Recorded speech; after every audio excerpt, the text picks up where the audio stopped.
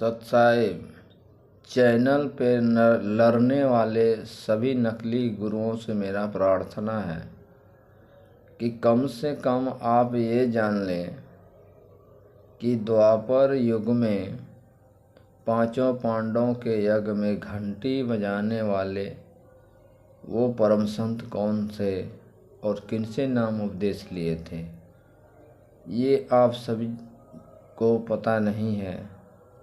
और बकवास करने के लिए चलते हैं संत रामपाल जी महाराज जी के साथ। और त्रेता युग में विभीषण किनसे उपदेश लिए थे, किसको गुरु बनाए थे, जिससे लंका के युद्ध में सभी को मार दिए थे, लेकिन विभीषण और मंद नहीं मरे थे, जिसको राज मिला था। मंदोदरी ने भी उपदेश लिया था, वो किससे लिए थे ये भी ज्ञान आपको पता नहीं है। विभीषण किसको गुरु बनाए थे, किनसे उपदेश लिए थे, ये भी आप सब कुछ जी को पता नहीं है। और बात करने के लिए चलते हैं संत रामपाल जी महाराज से।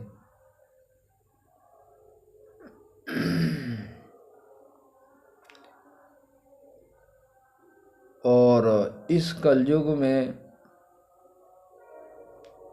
आज से 600 वर्ष पहले गुरु नानक देव जी ने कबीर परमेश्वर से उपदेश लेकर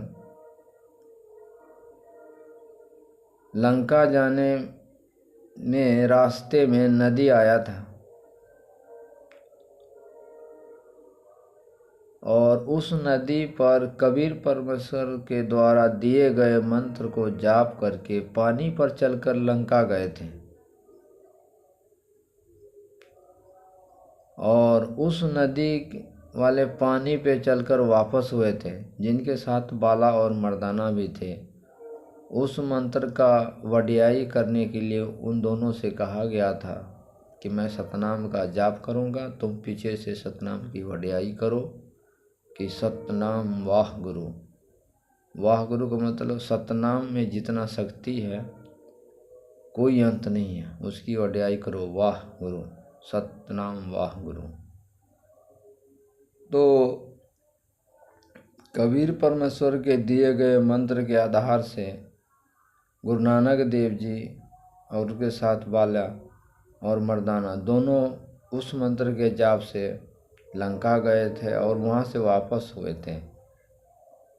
लेकिन वही विष्णु भगवान जब लंका जा रहे थे त्रेता युग में सीता की खोज में, तो पुल बना नहीं सके थे, नदी पे पानी के ऊपर चल नहीं पाए थे। तो ये पूर्ण ब्रह्म परमात्मा नहीं है, पूर्ण ब्रह्म परमात्मा तो कबीर परमेश्वर है। ये सब भी आपको ज्ञान नहीं है, बहुत सारे ज्ञान है, लेकिन इतने में आपसे क्वेश्चन करता हूँ कि ये जवाब दो।